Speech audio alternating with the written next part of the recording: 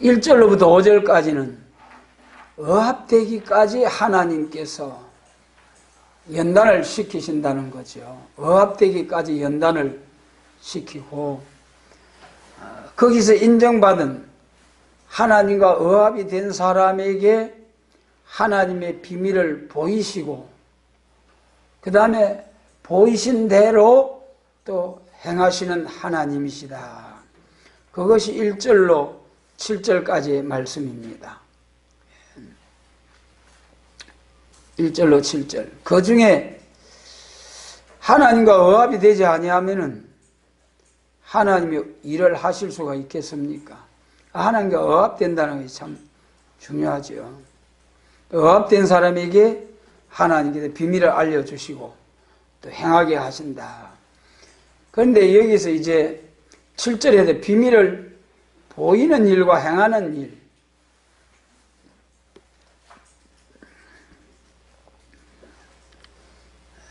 보이는 일과 행하는 일에 있어서 하나님께서 시대적으로 쭉 보면 보여주신 시대도 있고 행하시는 시대도 있다. 보여주시는 하나님의 비밀을 나타내 보여주시는 것은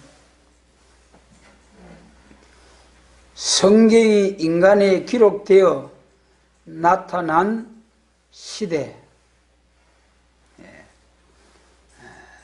말씀하신 거고, 그 다음에 이제 행하는 시대는 초림주로 오신 예수님 때부터 행하는 시대라고 볼 수 있는 거죠. 그리고 예수님 재림하실 때 또 선지자들에게 보이신 것을 예수님 재림하실 때 종들을 통하여 행하시는 하나님의 역사입니다.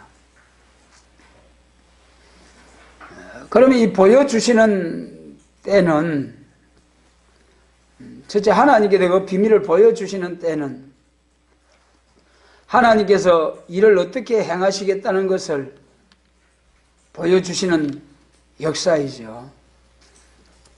그럼 우리가 이제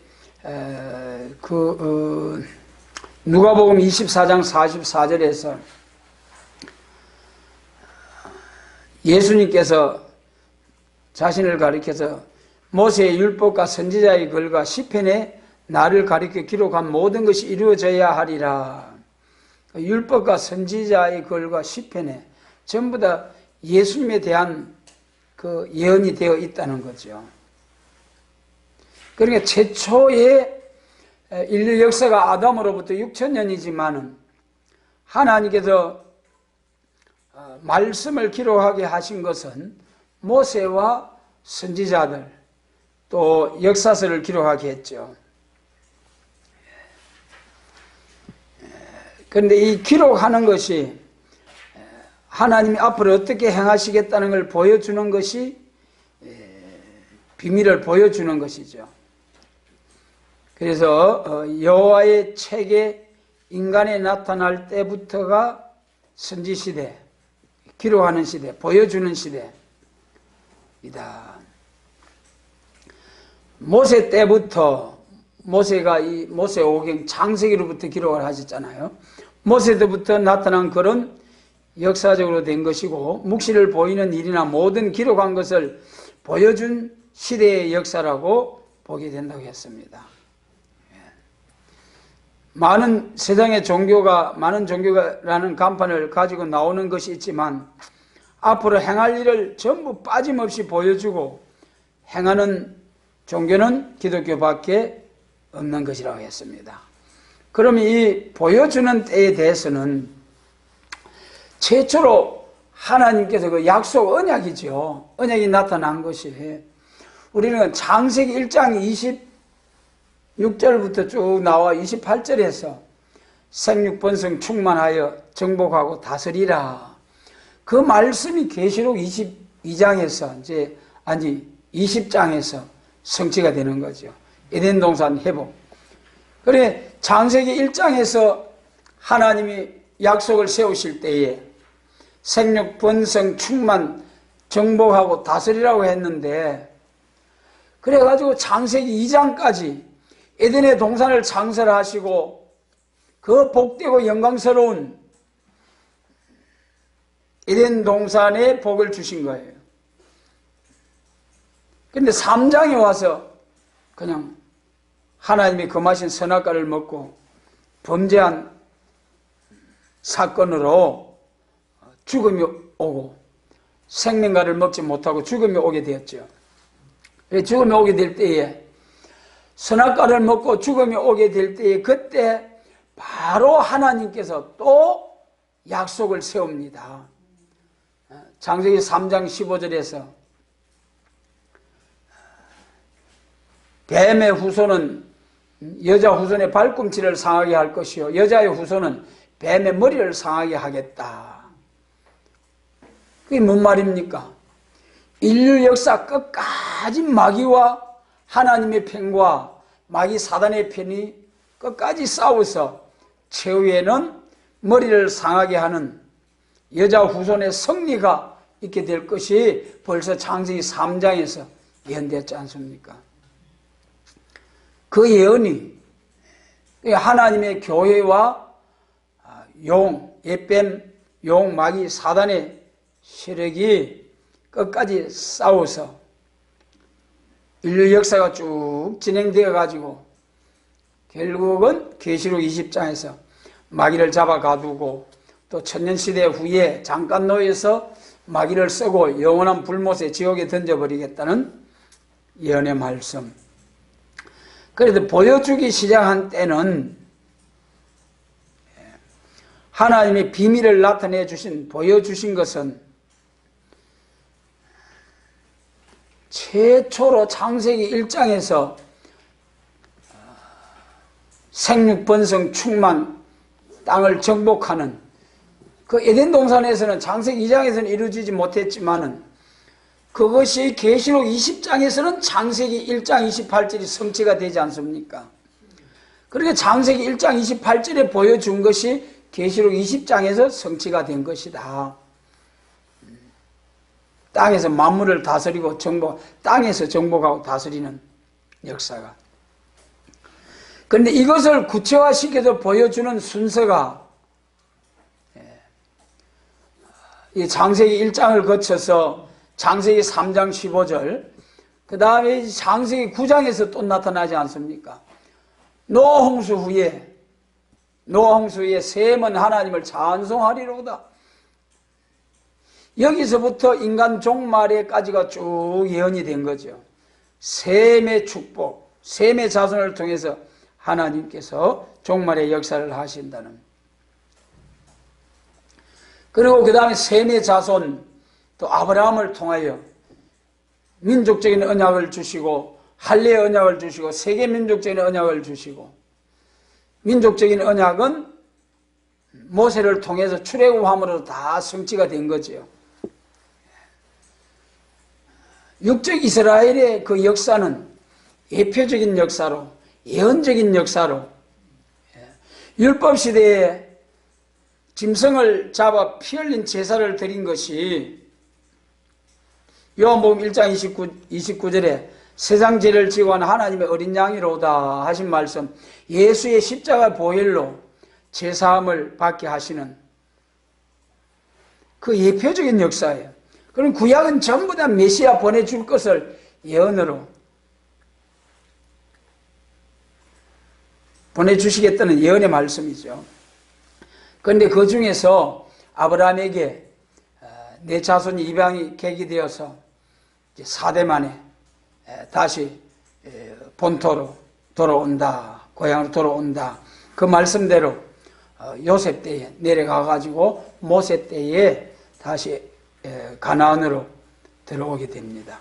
가나안에 들어와가지고 쭉 그 율법에 따라서 하나님을 섬기는 육적 이스라엘이 범죄할 때 책망하시고, 또 회개하고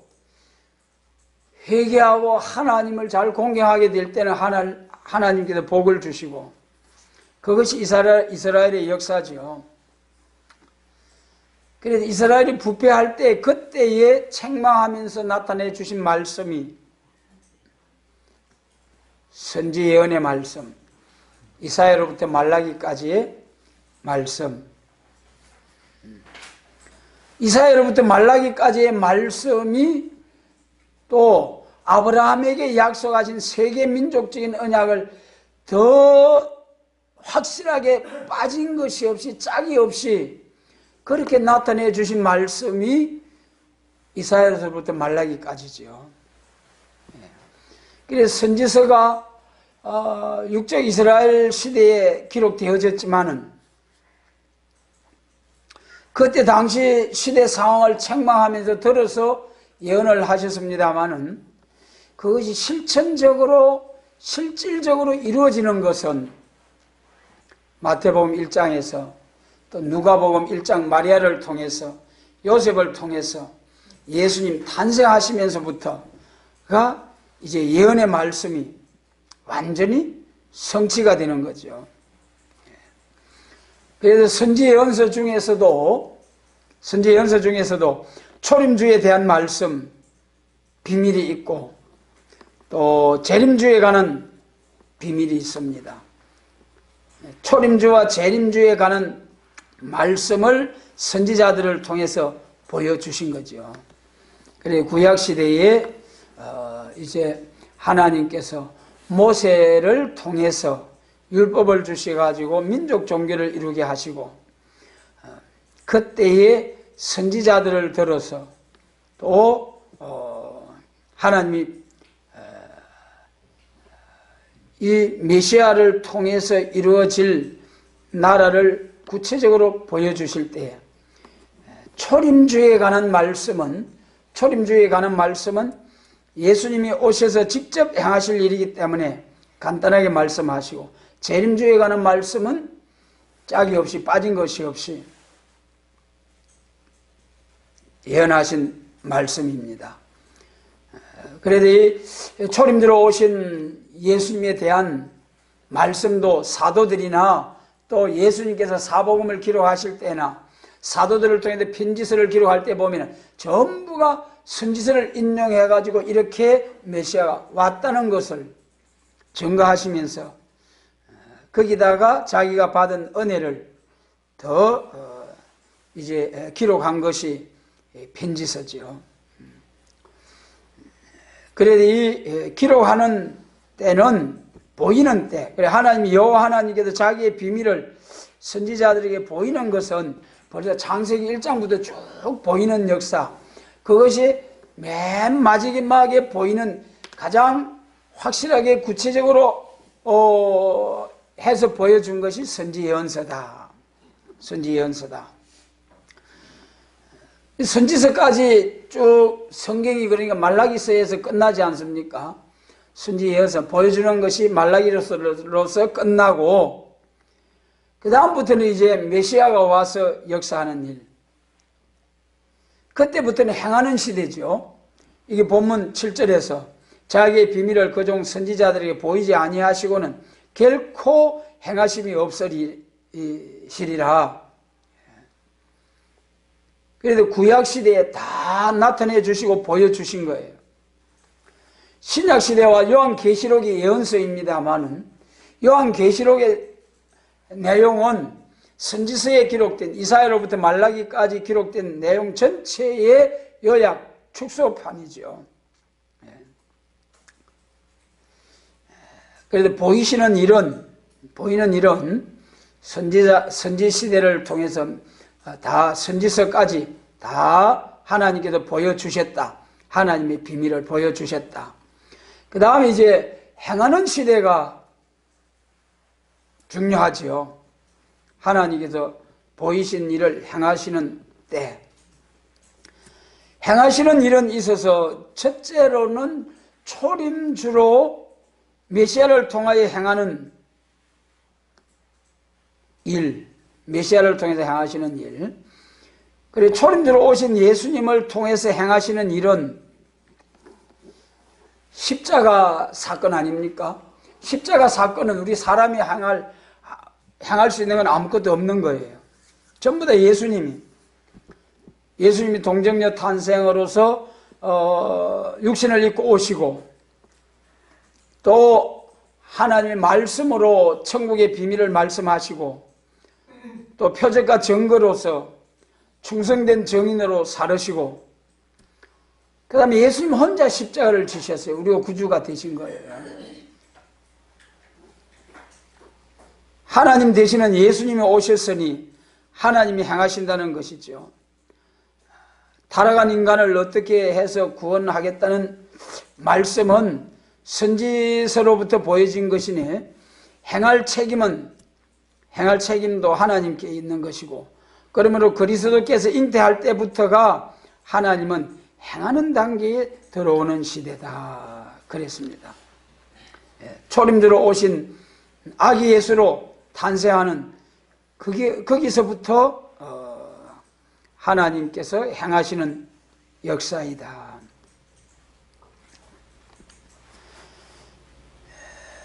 그래서 항상 천사를 통해서 하나님께서 가르쳐 주시고 또 인도해 주신 거예요. 그리스도께서 사람이 하나님의 이 예언의 말씀 비밀을 깨닫지 못하는 것이 사람이에요. 성령의 감동을 기록되어 때문에 하나님의 성령의 감동을 받지 아니하면은 하나님의 말씀을 바로 깨달을 수 없는 거죠. 그렇기 때문에 예수님이 탄생할 때 마리아에게도 요셉에게도 또 예수님이 부활하실 때도 성천하실 때도 그때마다 천사가 나타나서 사람들에게 가르쳐 주신 역사입니다. 그래서 하나님께서 예수님께서 와서 선지자들에게 보여준 예언대로 행하는 일을 인간이 믿지 못함으로 알도록끔 역사한 것이 신약시대 역사지요. 요셉도 몰랐잖아요. 마리아도 몰랐잖아요. 예수님과 함께 3년간 동행했던 사람들도 부활하신 후에 무덤에 가서도 몰랐지 않습니까? 전부 다 그때 하나님이 천사를 통해서 깨우쳐 주신 역사입니다. 오늘 우리들도 이제는 하나님의 성령님의 역사를 통해서 하나님의 말씀을 바로 깨우침을 받을 수 있도록 하나님이 지혜를 주시는 은혜. 그래서 이제 과거에는 천사를 통해서 역사하셨지만은 이제는 성령님의 역사를 통해서 성령으로 감동으로 기록된 하나님의 말씀, 성령 감동으로 깨달을 수 있도록 알려주시는 하나님의 역사다. 이날까지 세계 만방에 전파된 천국 복음의 예언이 이루어진 사실을 증거로 확실히 나타났다는 것을 온 세상에 알리기 위하여 성령으로 역사한 것이죠. 이것이 은혜 시대의 역사라는 것이죠. 그 다음에 이제 중요한 것은 심판주로 오실 때에 하나님이 행하시는 일, 예수님 재림하실 때에 행하시는 일. 그러니까 이 하나님께서 예언을 나타내 주실 때도 중요합니다만은 그것이 이루어질 때에 초림들어 오실 때도 하나님의 백성이라 하는 예루살렘 교회가 영접하지 못하고 오히려 예수님을 대적하는 하나님의 대적이 되었습니다.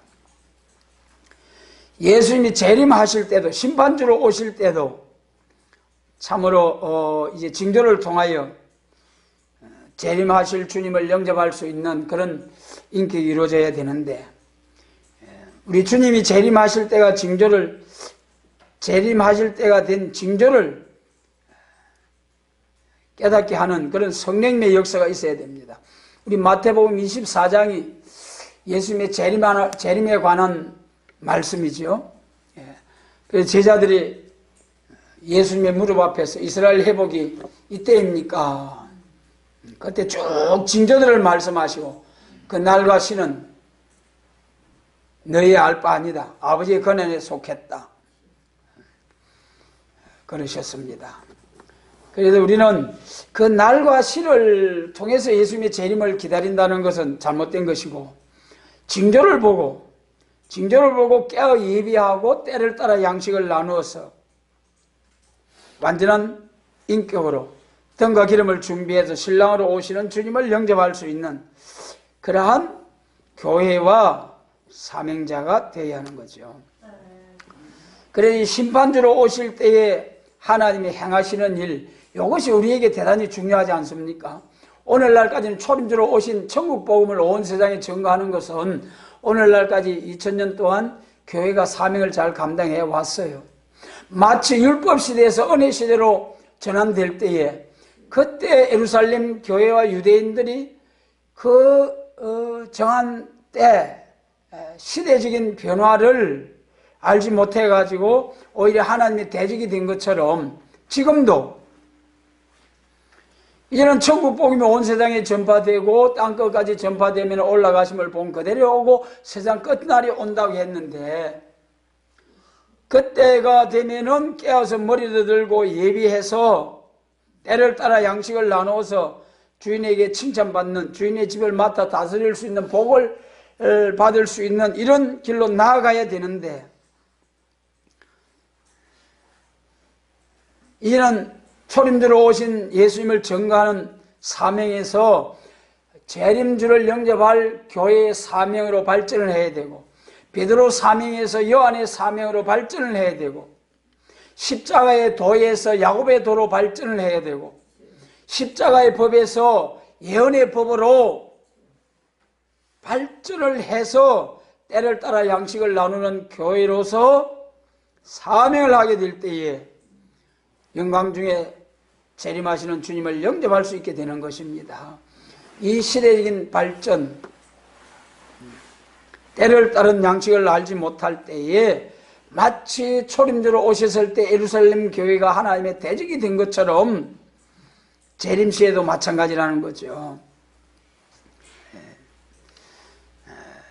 그래서 말세의 정의는 현재 이루어지고 있는 일을 성경을 들어서 똑똑히 시대를 가르치는 것이 있는 동시에 직접 정인에게 권세를 주어서 예언대로 행하는 정인을 통하여 나타나게 되는데 이것이 주님 올 때까지 역사하는 것이죠.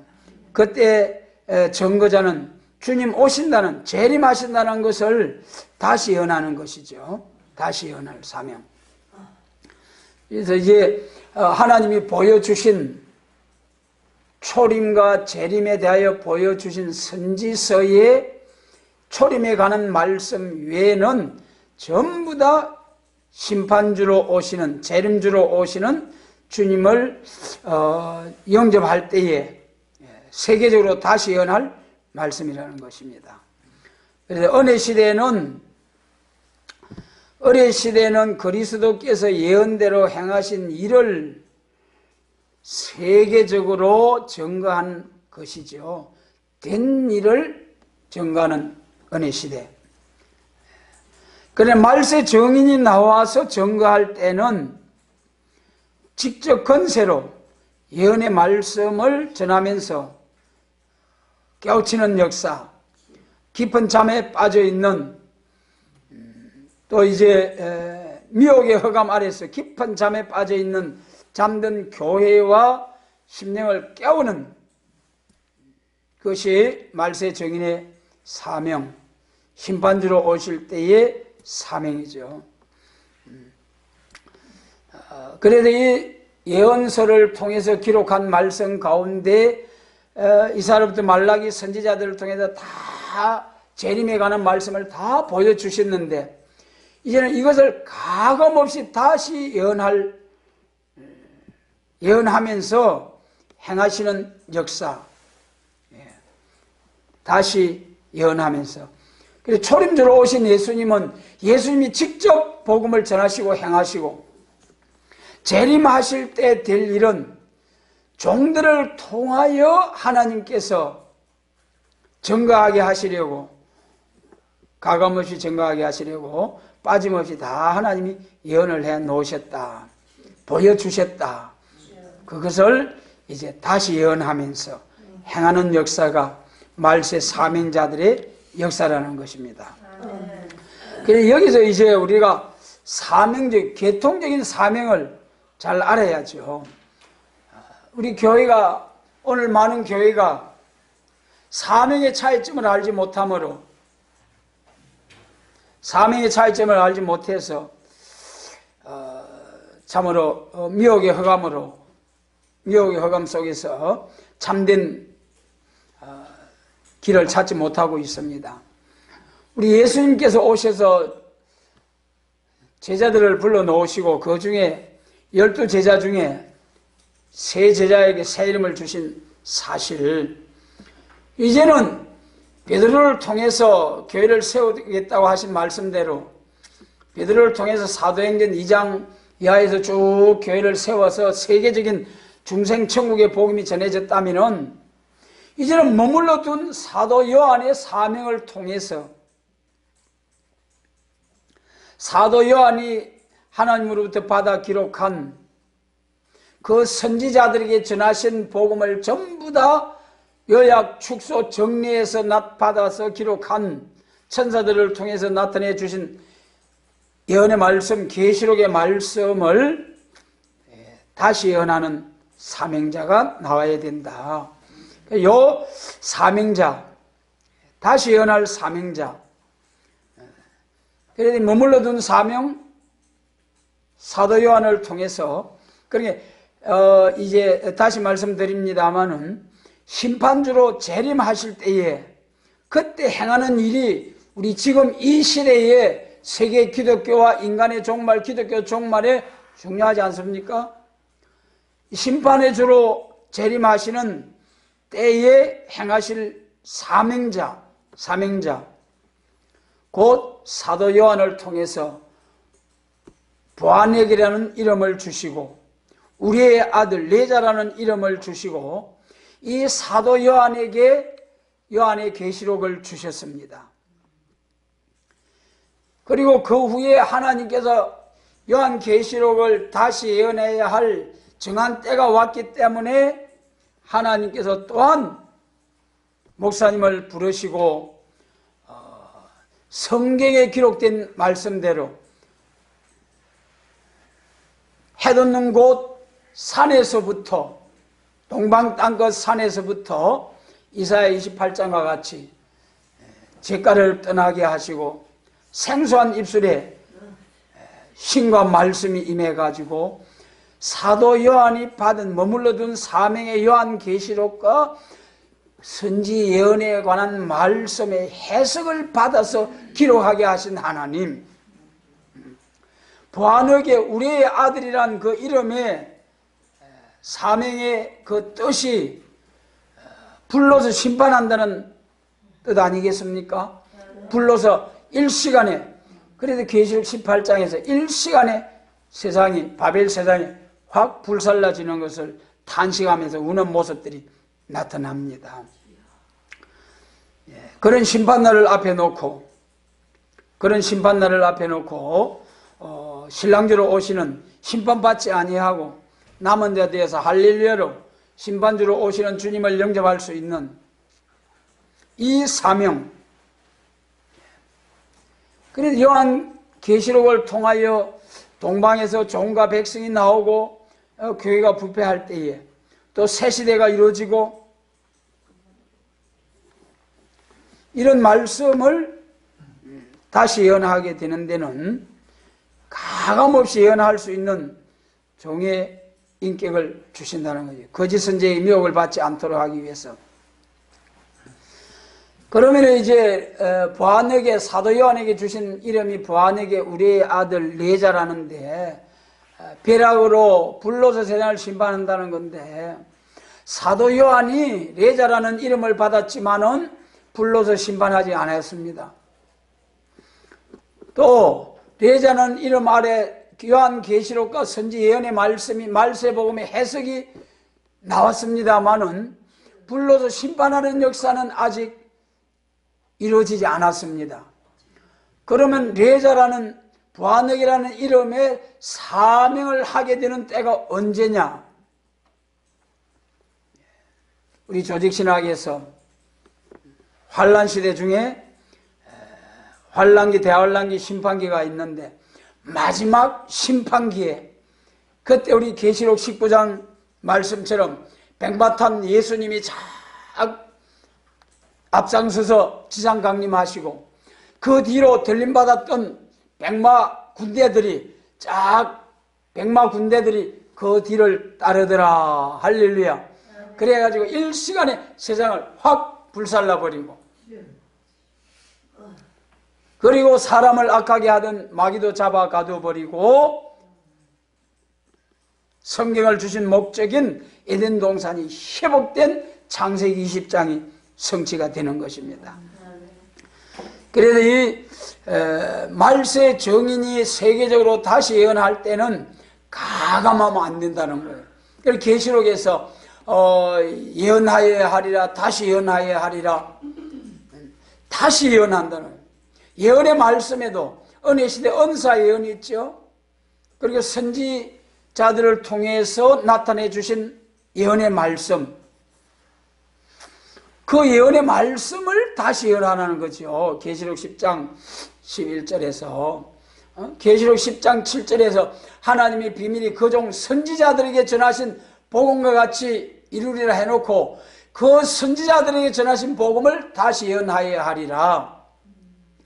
그러면서 계시록 22장 18절로 19절에 이 예언의 말씀을 가감하면 재앙이다. 18절 19절에 예언의 말씀을 가감하면 재앙이라는 거예요.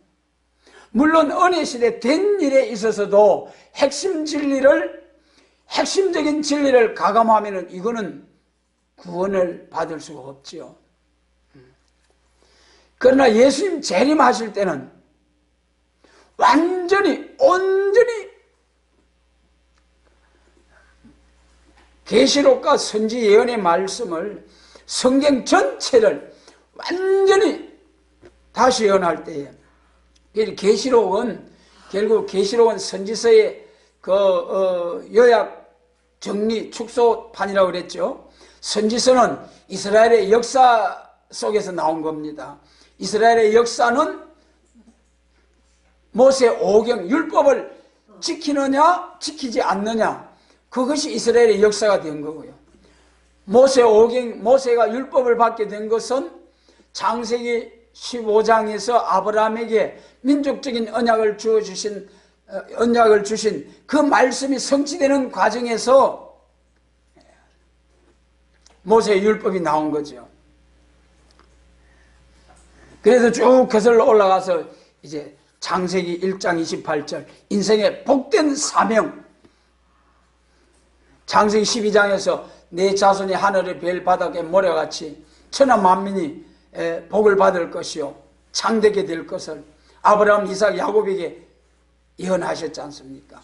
그 말씀들이 다 구체화되어 가지고 선지자들을 통해서 세밀하게 나타나게 되고, 선지 예언서 중에 재림하실 때 될 예언의 말씀은 가감없이 전개해야 돼요. 가감없이. 이거 가감하면 재앙이라는 거예요. 여러분, 오늘날까지 은혜 시대에 하나님의 말씀 가감하면 재앙이라는 말씀은, 여러분, 오늘날까지 가감하지 아니하는 교회나 종은 하나도 없습니다. 여러분, 왜 그렇습니까? 완전한 인격을 이루지 못했기 때문에 완전한 복음이 나오지 못하는 거예요.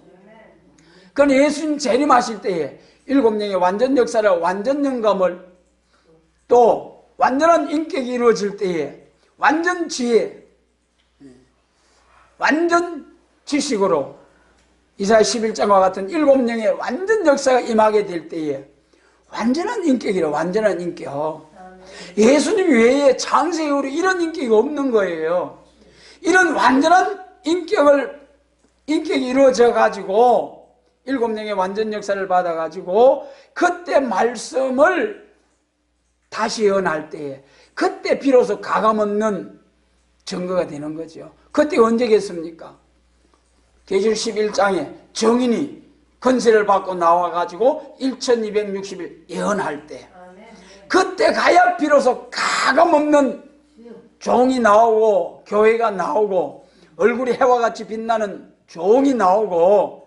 여러분, 지금은요 우리 새일교회가 그런 종의 인격이 이루어질 수 있는 말씀을 받았다는 것 뿐이지, 아직 그런 인격이 이루어진 사람은 한 사람도 없어요.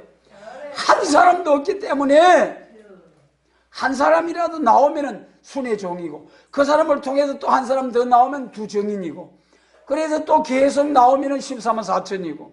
여러분, 아직 한 사람도 완전한 인격을 받고 나온 사람이 없기 때문에 사도 요한을 통해서 계시록이 나오고, 또 이제 이 목사님을 통해서 이 계시록에 확실한 하나님께로부터 받은 해석의 말씀이 나오고, 그래서 입에 말씀을 주신다는, 신이 임한다는 선지의 말씀대로, 이사야 28장 59장의 말씀처럼 그 말씀대로 하나님이 나타내 주신 말씀이 세일의 말씀이에요. 해석의 말씀이죠. 이 심판주로 오실 때 행하는 일은, 우리 여기서 이사야 8장 말씀 한번 더 보겠습니다. 이사야 8장 또 한번 보겠습니다.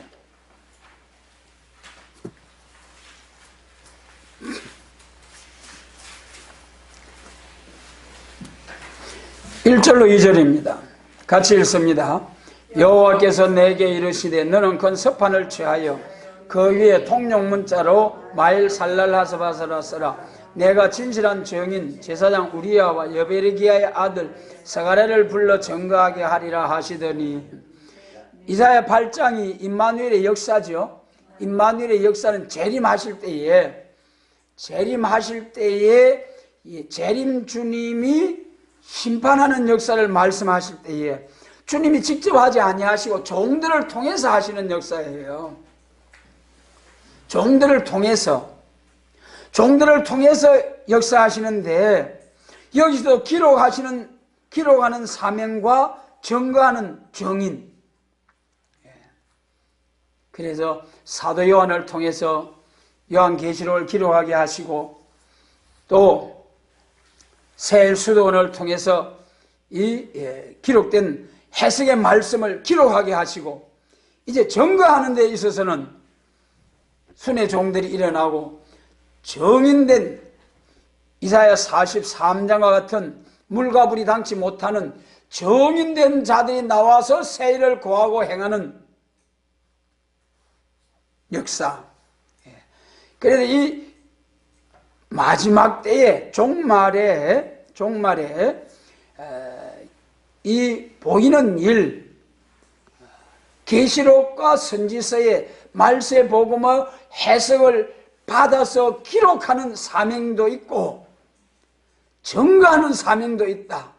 기록한 사명은 이미 기록해놓고 가셨습니다마는 이제 증거하는 사명은 1260일 증거할 사명이죠.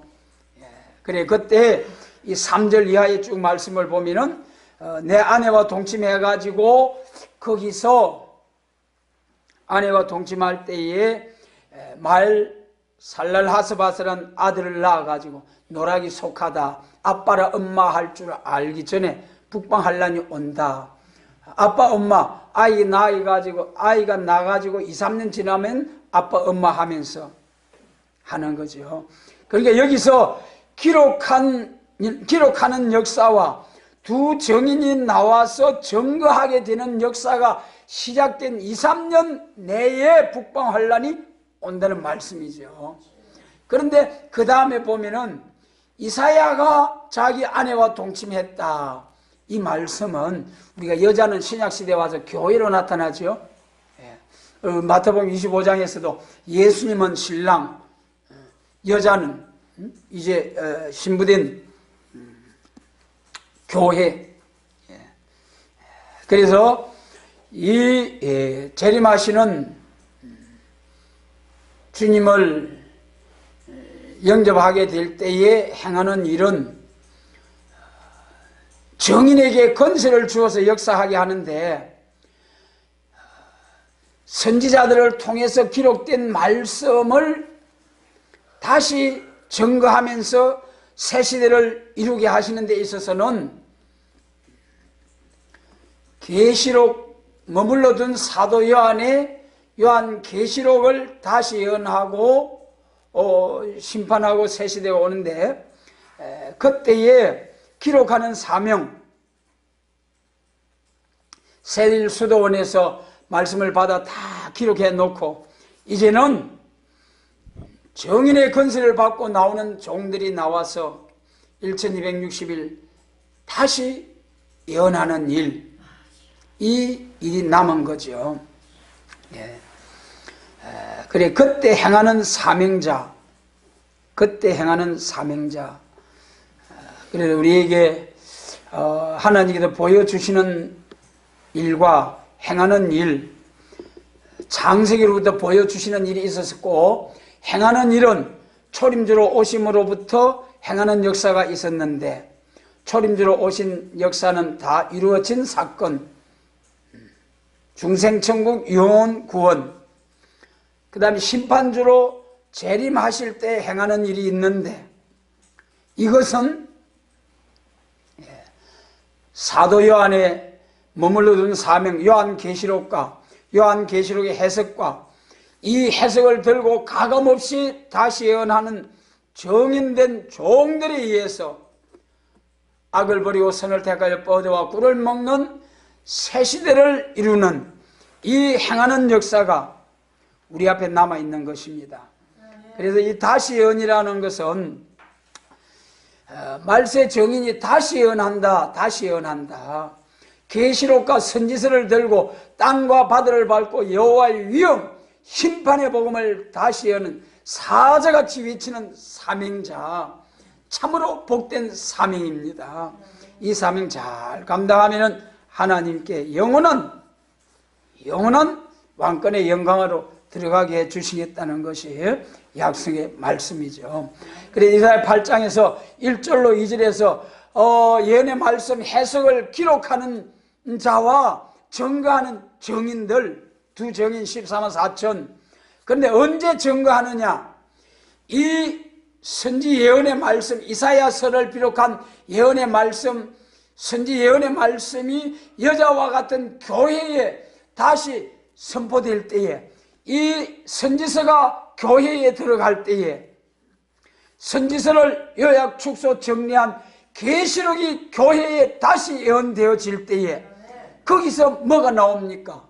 계시록 12장과 같은 철저한 권세 받은 아들이 나오고, 두 정인 14만 4천이 나와서 세계적으로 다시 예언하고, 세계적으로 다시 예언하고, 알고 본 한 알갱이도 남김없이 다 모아서 새 시대로 가도록 예비치에 딱 보여놓고, 밀실과 신육기에 딱 보여놓고 일시간에 불로서 살라버리고, 그리고 남은 자들에게 새 시대를 이루시겠다고 이 일을 행하시기 위하여 역사하시는 하나님 앞에 이제는 참 이사야 8장과 같이 이사야서가, 우리 계시록이, 이사야 예언서가, 계시록 예언서가 우리 교회에 들어가야 된다는 거예요. 이사야가 자기 아내에게 들어간 것처럼 선지 예언서가, 계시록의 예언서가 교회에서 다시 예언되면은 2, 3년 내에 정인 14만 4천이 나오고 1260일 예언 나오고 2, 3년 내에 북방 환란이 오고 새 시대가 온다. 그 북방 환란이 오는 이유가 뭐라겠습니까? 여기 5절로부터 8절에 보니까 유다와 같은 사명국가, 유다와 같은 사명국가가 천천히 흐르는 실로와 물과 같은 하나님의 말씀, 모든 악을 버리고 선을 택하여 뻗어와 꿀을 먹는 다시는 전쟁을 연습하지 아니하는 새 시대를 주겠다고 확실히 예언하셨는데, 이 말씀을 저버리고 이 영원한 언약을 파하고 하나님을 대적하는 저 북방 짐승정권 악의 세력, 이 나라의 붉은 사상 무리들에게 그들과 타협하고 협상하면서 하나님의 진노를 쌓고 있는 이런 일들 때문에 하나님이 더 큰 북방 환란을 불러다가 유다의 목에까지 창이라게 하시고 머리털 발털 수염까지 완전히 깎아가는, 꼼짝할 수 없도록 당할 수밖에 없는 북방 환란을 보내신다는 거예요. 그러나 여러분, 우리는 얼마나 감사한지요. 그런 환란이 올 때 용맹을 5개월 환란이 올 때 용맹을 발할 것이지요. 원수 대적을 치면서 택한 자들을 찾아낼 것이지요. 후 3년만 둘째 화가 올 때 예비한 곳에서 보호와 양육을 받고 셋째 화가 올 때 할렐루야 하면서 예비처 보호받았던 자들과 함께 들림받았던 자들이 예수님과 함께 새 시대에 가서 참 에덴 동산에 회복된 영광을 누리게 됩니다. 그래서 이러한 하나님의 그 비밀을 보이는 역사, 보이는 중에서도 선지자들을 통해서 자세히 보여주셨지만 그것이 이제 이루어지는 역사, 행하는 일 중에 다시 말씀드립니다만 초림과 재림이 있다. 초림은 대강 기록해서 예수님이 오시다 직접 복음을 전하셨고, 재림은 종들을 통해서 정인들을 일으켜서 1260일 역사하게 될 때에 그때 종들을 통해서 하기 때문에 가감없이 빠짐없이 기록했다는 것이 이사야 34장 16절이죠. 그리고 그것을 빠짐없이 기록한 예언의 말씀을 가감없이 다시인해야 된다. 이거 가감하면 저주예요, 죽음이에요, 지옥이에요, 멸망입니다. 예언의 말씀 가감하면 재앙이라는 것이 분명히 계시록 22장 18절 19절입니다. 예언의 말씀. 그래서 우리에게 비밀을 비밀을 보이시고 이제는 우리를 통해서 행하시고자 하시는 하나님, 이 은혜를 우리가 힘있게 되었으니 얼마나 감사한지요. 행하는 일에 쓰임을 받는, 그 중에도 재림하시는 주님을 통해서 예수 백마탄 군대로서 세상을 심판하고 세상 나라가 우리 주와 그 그리스도의 나라가 되는 그리스도 왕국 건설의 이 복된 사명을 위하여 두 정인 14만 4천 사명자로 쓰시려고 부르시고 이날까지 무장케 하신 하나님, 그날에 이르기까지 꼭 붙들고 인도해 주시고 역사해 주시기를 원합니다.